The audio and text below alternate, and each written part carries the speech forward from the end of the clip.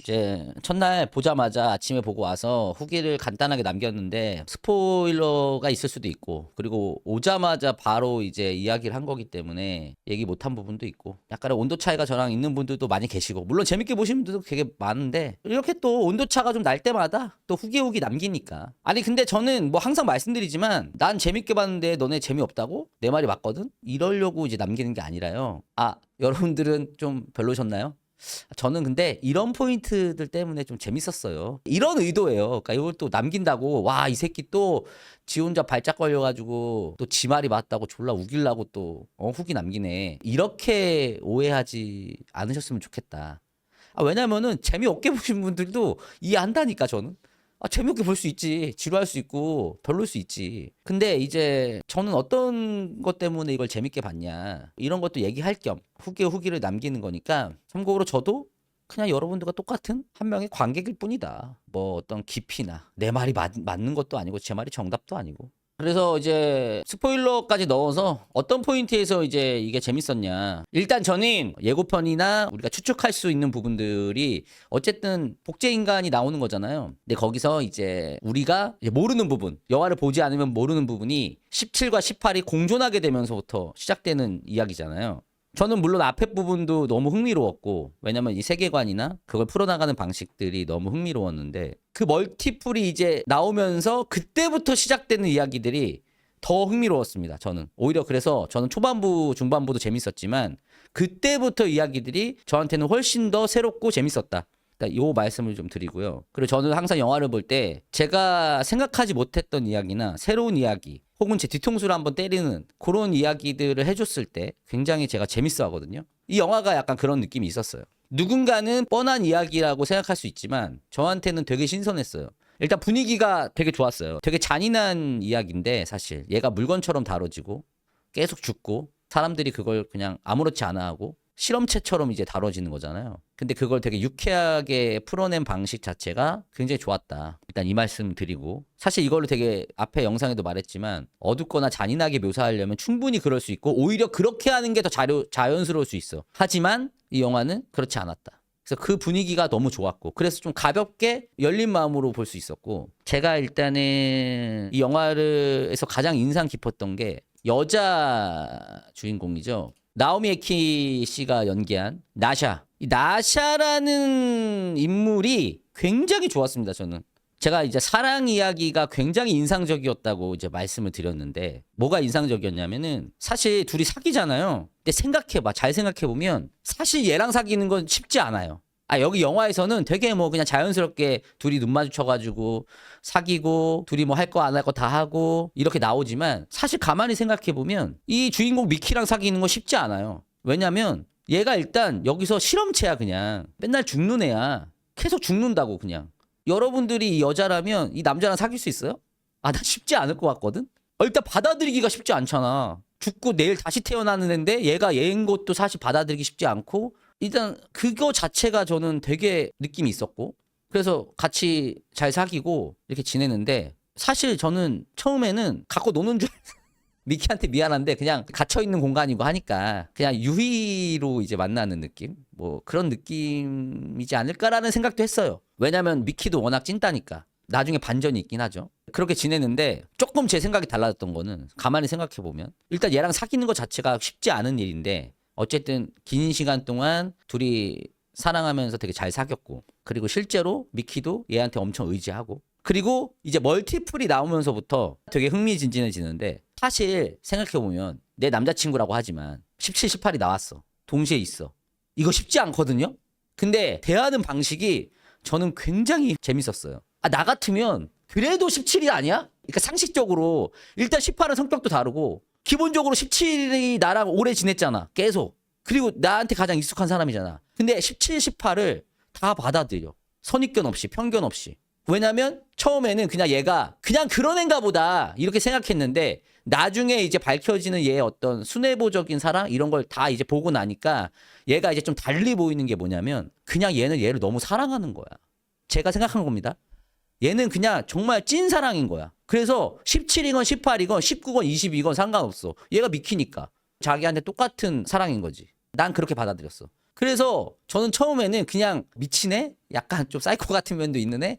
그래서 뭐 카이라는 여자애가 하나씩 가지자고 할 때도 되게 승질 내잖아. 나는 그래서 욕심이 있어가지고 그냥 유익거리로 둘 다 재밌으니까 즐긴다 이렇게 생각했는데 그게 아니라 그냥 진짜 미키라는 애를 너무 사랑하니까 17, 18을 둘 다 미키라고 생각하니까 트루러브, 찐사랑. 그게 이제 나중에 나오죠. 알고 보니까 미키가 그렇게 실험체 사냥 당할 때 얘는 진짜 헌신적으로. 그러니까 얘는 맨날 죽는 게 직업이지만 그래서 사람들은 얘는 원래 죽는 게 직업이고 다시 태어나니까 얘가 죽건 말건 별로 신경을 안 쓰는데 유일하게 이 나샤만 죽을 때마다 어쨌든 사실 죽는 게 매번 죽는다고 해도 그게 익숙해지는 게 아니거든. 매번 두렵거든. 그러니까 나샤가 항상 얘 죽을 때마다 옆에 같이 있어주고 남들이 다 얘 그냥 방치할 때 자기가 옷 입고 들어가서 같이 있어주고 이런 걸 봤을 때 나샤는 계산적이지 않고 되게 그냥 그 사람만 딱 보는 내가 본 것만 믿고 편견 없이 딱 보는 사람이라고 저는 생각을 했어요. 왜냐면은 이 인물이 나중에 어떻게까지 이제 나오냐면은 이제 크리퍼가 본격적으로 등장을 할 때 사실 크리퍼는 아무 죄가 없잖아. 근데 사람들이 일단 겉모습 뭐 이런 걸 보고 쟤는 인간을 먹는 애다. 나쁜 놈으로 칭하잖아요. 근데 사실 얘를 구해준 거잖아. 근데 그거를 알아채고 거기에 이제 확실하게 힘을 실어주는 게 또 나샤거든? 구해준 거 아니야? 그래서 그거 알아채고 행동을 하잖아. 그러니까 얘는 그런 인물인 거야. 다른 사람들은 크리퍼를 보고 이렇게 나쁘다. 아니 그럴 리 없어. 구해줄 리 없어. 위에 대가리들도 아니 너 구해준 게 아니라 너를 먹으려고 했는데 네가 불량식품이어가지고 선입견을 가지고 생각하잖아. 일단 자기들의 판단을 다 정해놓고 거기에 끼워 맞추잖아요. 근데 나샤는 구해줬어? 그럼 구해준 거야. 이렇게 판단하잖아 그냥. 그러니까 얘는 그냥 그런 애인 거야. 그래서 나는 이제 이게 되게 흥미로웠어. 그러니까 단순히 이제 나샤가 미키를 대하는 태도뿐만이 아니라 크리퍼를 어떻게 바라보는가에 대한 시각도 이제 그렇게 생각한 거지. 미키가 복제됐어? 그래도 얘 미키. 순한 미키, 뭐 매운맛 미키. 그리고 크리퍼를 봤을 때도 구해줬어? 그럼 구해준 거지. 나쁜 놈 아니지. 딱 그냥 보이는 대로 판단하고. 그리고 중간에 이제 잡혀왔을 때 한번 시원하게 내뱉잖아요. 사실 쟤네가 여기 원주민이고 우리가 우주 생명체 아니냐 이러면서 약간 사이다 멘트를 막 내뱉잖아요. 그것도 얘 성격을 좀 보여주는 게 아닌가. 그래서 저는 이 나샤 캐릭터를 보면서 자기가 아닌 다른 것들을 바라보는 시각이 굉장히 흥미로웠다. 이상적인 거지 현실에서는 이렇게 생각하기가 쉽지 않지. 예를 들면 나도 어디 가서 누구 만나면 외모를 보고 일단 판단하잖아. 예를 들면 차를 뭐 외제차 막 타고 왔어. 그럼 좀 사나 보다. 그리고 막 시계 비싼 거 있고 예를 들면 뭐 스포츠카 타고 왔으면 쟤 좀 허세가 있네. 사치스럽네. 이렇게 판단하잖아. 내가 보기에 이 나샤는 좀 그런 것과는 거리가 먼 인물이 아닌가. 그래서 여러분들 우리도 관객분들 어떤 분이 그런 얘기 하셨지만 관객들도 크리퍼 처음 봤을 때 그런 괴물이구나 인식하잖아. 처음에 징그럽고 사람 먹고. 근데 우리가 이 모든 사실을 다 이제 알고 나서 갑자기 크리퍼가 귀여워지잖아. 그러니까 나조차도 그렇게 생각한 거야. 관객들조차도. 아무튼 뭐 그 오해가 있었다. 아무튼 그래서 이 나샤라는 캐릭터가 이 멀티플을 대하는 태도가 굉장히 재밌었다. 흥미로웠다. 일단 요 지점이 저는 굉장히 재밌었고요. 아, 그렇지. 아까 나샤 얘기에서도 제가 그 얘기를 안 했는데 다 이제 죽을 때 기분이 어떻냐고 물어보잖아. 유일하게 물어보지 않는 사람이 바로 이 나샤죠. 나샤만 유일하게 그런 거 물어보지 않아요. 그냥 진짜 일상 대화하고 둘이 어떻게 오늘은 뭐 사랑을 나눌까 뭐 이런 얘기하고 죽을 때 어떤 기분이야라고 물어보는 게 처음에는 이렇게 뭐 별거 아닌 대사처럼 나오다가 나중에는 이제 보는 사람들도 무슨 생각이 드냐면 자꾸 물어보니까 와, 좀 잔인하다라는 생각이 들거든. 무례한 느낌이 들어요. 근데 유일하게 이제 나샤가 그걸 안 물어보죠. 그치? 그걸 극단적으로 보여주는 게 티모지. 자기가 가장 친한 친구인데 자기 살려고 얘를 이제 죽이려고 하는 거죠. 근데 넌 죽어도 되잖아. 어차피 또 태어나니까. 그리고 사실 처음 장면에서도 넌 어차피 내일 다시 태어나니까 안녕. 나 갈게. 이따 보자. 이렇게 얘기하는 것도 사실 되게 잔인하죠.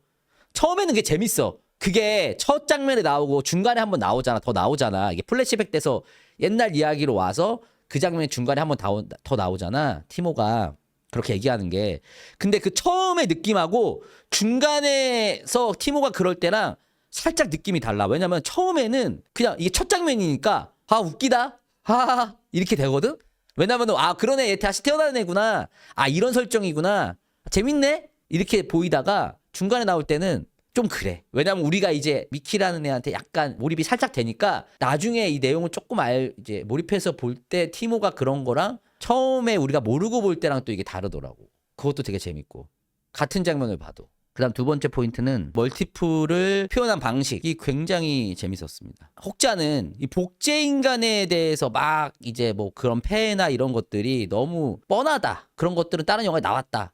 이렇게 이제 말씀을 해주시는 분도 계신데, 아, 그쵸. 다 그렇게 나오죠. 뭐 복제 인간이 나와서 뭐 범죄 저지르고 복제 인간이 윤리적으로 얼마나 비윤리적인지 그런 얘기 여기서 나오지. 근데 저는 거기에 이제 포인트를 짚은 게 아니라 제가 뒤통수로 한번 친 대사가 있었는데 뭐냐면은 미키 17과 18이 이제 둘이 마주했어. 둘 다 같이 있으면 둘 다 이제 죽어. 영구 삭제야. 그러니까 18이 17을 죽이려고 해요.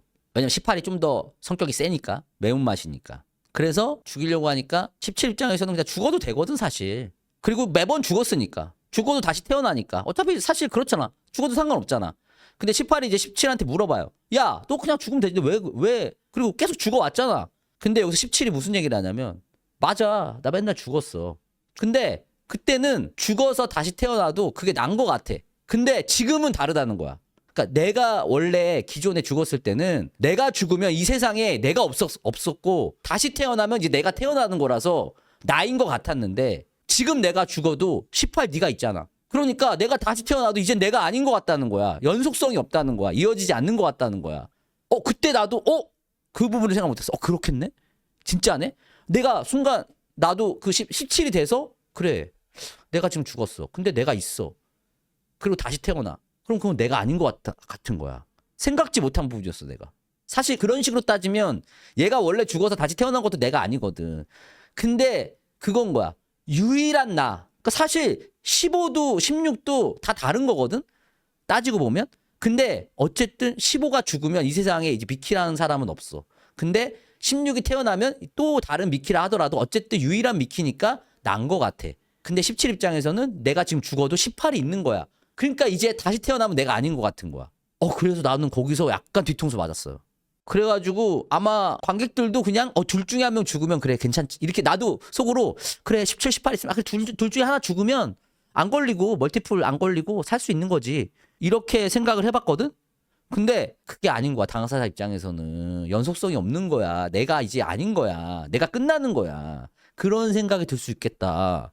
난 이건 생각 못 해봤어요. 몰라 이게 다른 영화나 어떤 콘텐츠에서 이게 다뤄진 적이 있는지 없는지 모르겠는데 적어도 이 영화에서만큼은 나는 그렇게까지는 생각 안 해봤거든. 근데 그 부분에서 약간 뒤통수 한 대 맞은 느낌이 들었어요. 깨달은 느낌? 배웠다. 유일한 내가 있고 없고 요 차이도 좀 큰 것 같아. 이것도 되게 흥미로웠고요. 멀티플에서 또 흥미로웠던 지점이 뭐냐면 얘가 트라우마가 있어요. 얘 뭐냐면은 어렸을 때 자기가 장난치다가 차에 있는 버튼을 하나 눌렀는데 그것 때문에 제 가족이 죽어요. 거기에 대한 트라우마가 있어. 그걸 계속 이제 자기 때문에 죽었다고 생각을 해.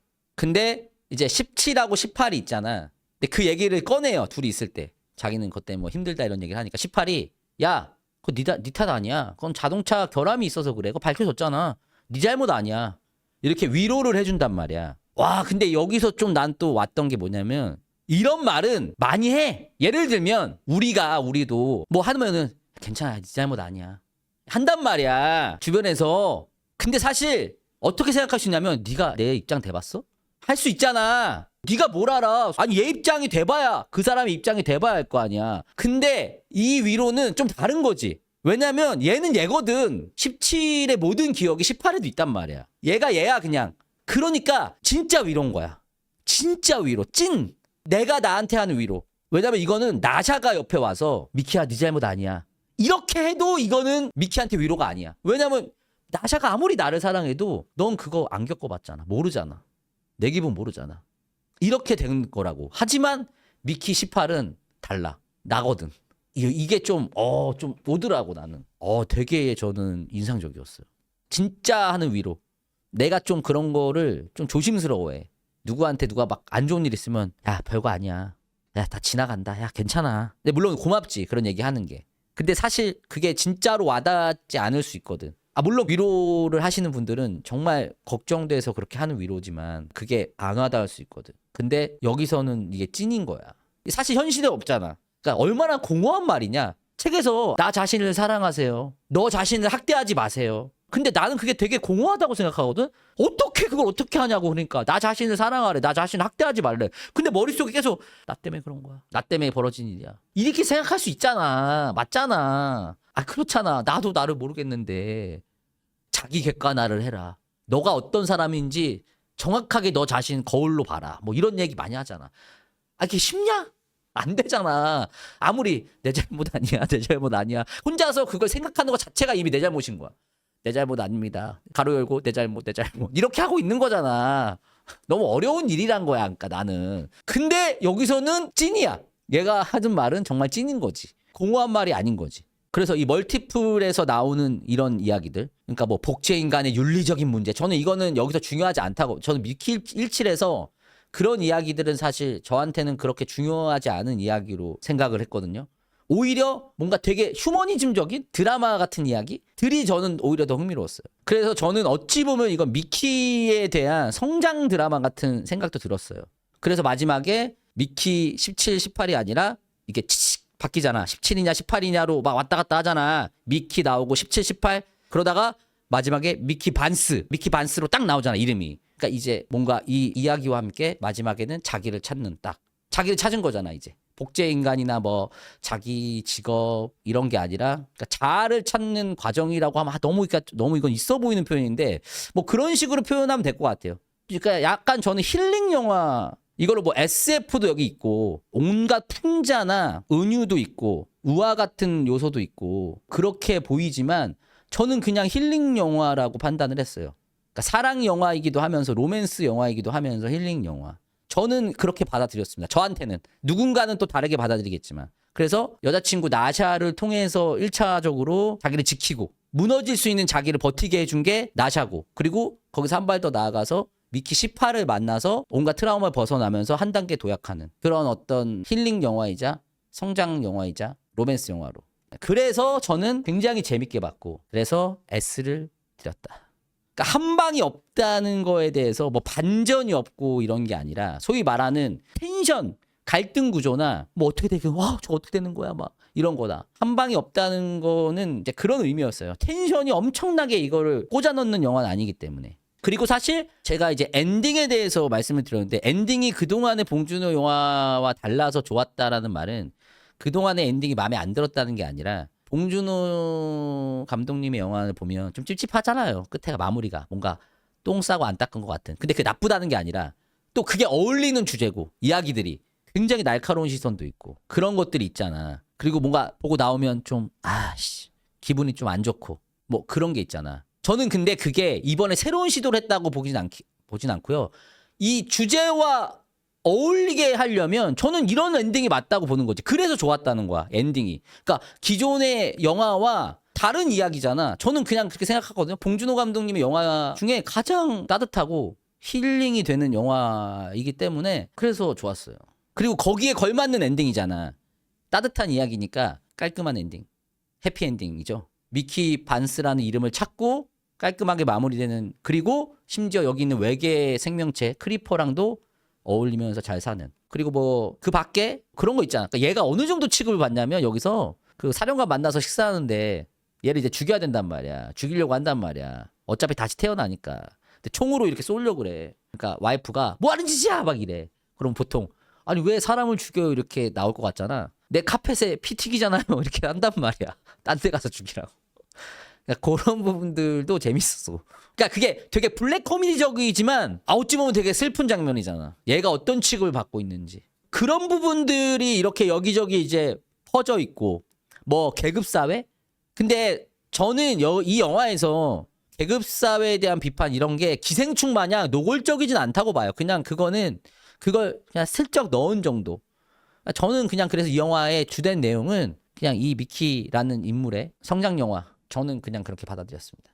그래서 기대를 좀 낮추고 보시라는 얘기는 뭐냐면 봉준호 감독님은 좀 날카롭잖아요. 영화가 되게 날카롭고 뭐 그런 거 있잖아. 저는 그동안에 나왔던 봉준호 감독님 영화 중에서 제일 좀 따뜻한 영화 같아서 그걸 생각하면 좀 이거는 그 정도는 아니라서. 그리고 어렵지 않았고 내용이 뭐 되게 은유적. 그러니까 저는 설국열차는 좀 너무 우화적이어서 너무 아까 재밌었는데 너무 시적이라고 해야 되나 영화가?